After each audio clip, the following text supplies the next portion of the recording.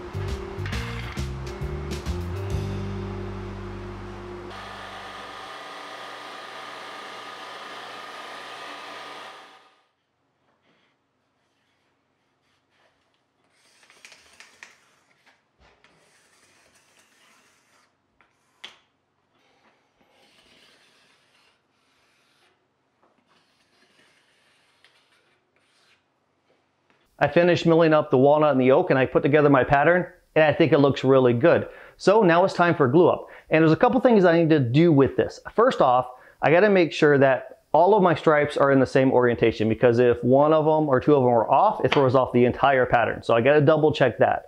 But also, there's a lot of strips here and I wanna make sure that this is as flat as possible. I think the best way to do this would be to make a jig. So I'm gonna take some particle board, put a flat piece, make a fence. That way I can butt all of this up against the fence and put some cawls across the top, and that'll just make sure that everything's as flat as possible. And then whenever I run it through the drum sander to smooth it, I won't have to remove very much material.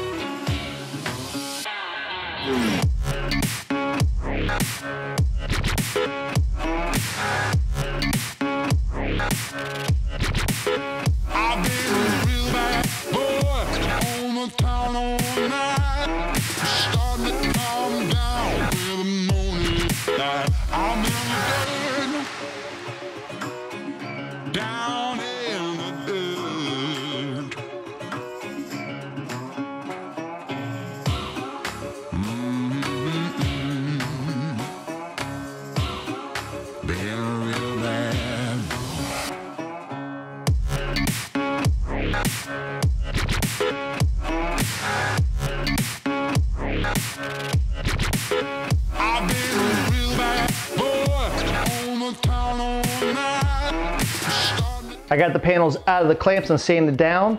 So now's the fun part. I need to cut it into strips. So I'm gonna cut strips all the way through both my panels, combine them together, and that should make our houndstooth pattern.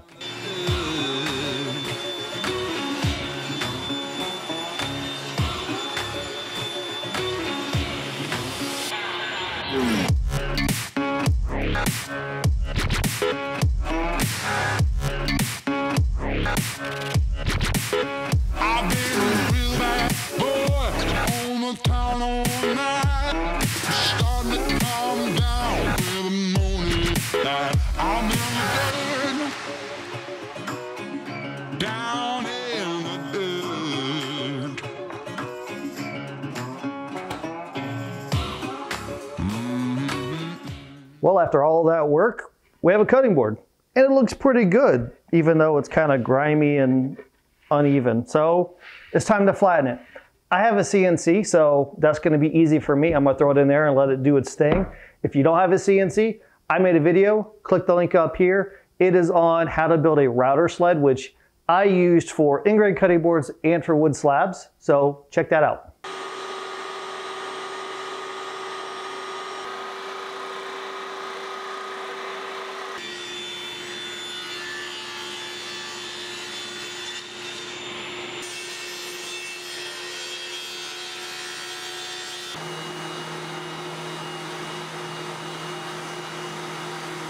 This cutting board looks fantastic, so now it's time to apply finish.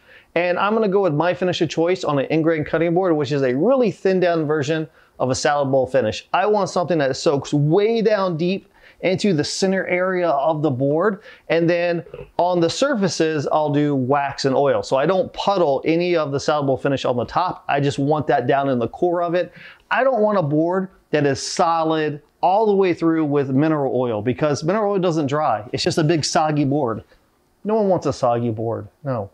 Now, if you have questions on how to apply this particular finish, I already have a video on it. Click the link up here, go to my plaid cutting board video, go to the end. I go over this entire finishing process and explain it in depth, step by step.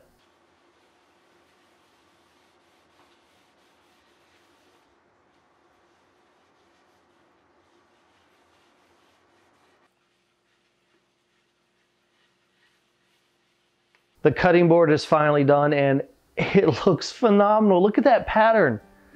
It turned out way better than what I envisioned in my head. This was a bucket list project for me. I've always wanted to do a houndstooth pattern, so I'm glad that I finally got the chance to make one. Please like this video and share it with a friend. All those things YouTubers tell you to do, please do it. And until we meet again, get in your shop and build something awesome.